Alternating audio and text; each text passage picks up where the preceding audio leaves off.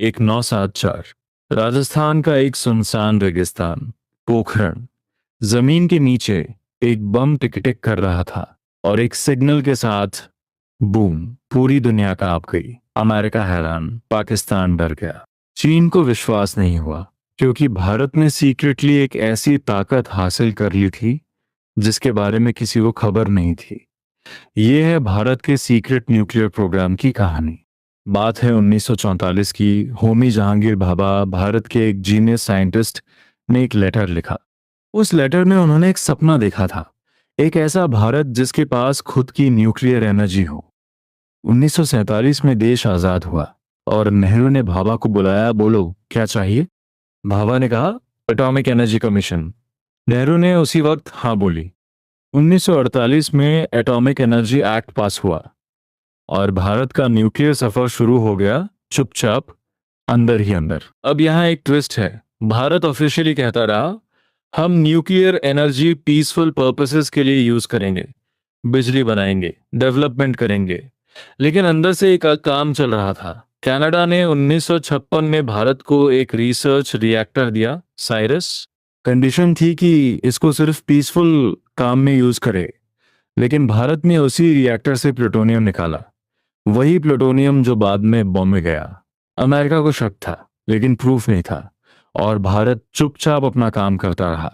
Scientists रात को late तक लैब में रहते, फाइल्स क्लासिफाइड थीं, किसी को कुछ नहीं पता था। वो दिन रात एक कर देते, इक्वेशन सॉल्व करते, डिजाइन्स बनाते और हर बार एक कदम और आगे बढ़ते।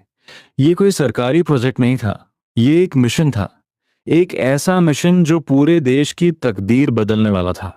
18 मई 1974। ऑपरेशन का कोड नेम था स्माइलिंग बुद्धा। राजस्थान के पोखरण में आर्मी ने एक डीप शाफ्ट खोदी। जरूरत थी कि कोई सैटेलाइट डिटेक्ट ना करे। बॉम्ब अंडरग्राउंड रख दिया गया। साइंटिस्ट दूर से मॉनिटर कर रहे थे, हाथ कांप रहे थे। और फिर डेटोनेशन।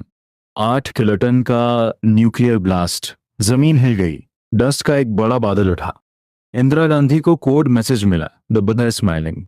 भारत न्यूक्लियर क्लब में एंटर कर चुका था, ऑफिशियली 6th नेशन बन गया था न्यूक्लियर टेस्ट करने वाला।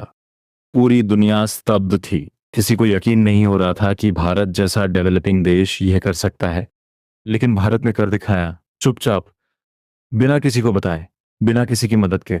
2-4 साल बाद 1998 अटल बिहारी वाजपेयी की गवर्नमेंट थी और एक नया मिशन शुरू हुआ, ऑपरेशन शक्ति। इस बार चैलेंज बड़ा था।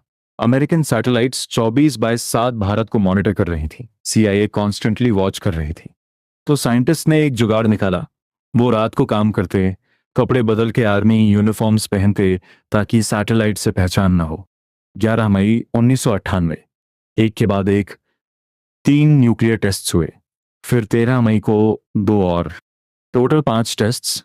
अमेरिका को पता ही नहीं चला, जब तक हुआ नहीं तब तक।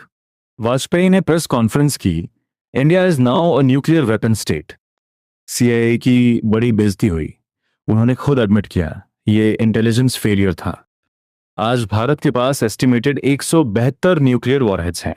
भारत एक ऐसी पॉलिसी फॉलो करता है, नो फर्स्ट यूज। मतलब भारत पहले कभी न्यूक्लियर अटैक नहीं करेगा, सिर्फ रिटेलिएट करेगा, सिर्फ रिटेलिएट करेगा।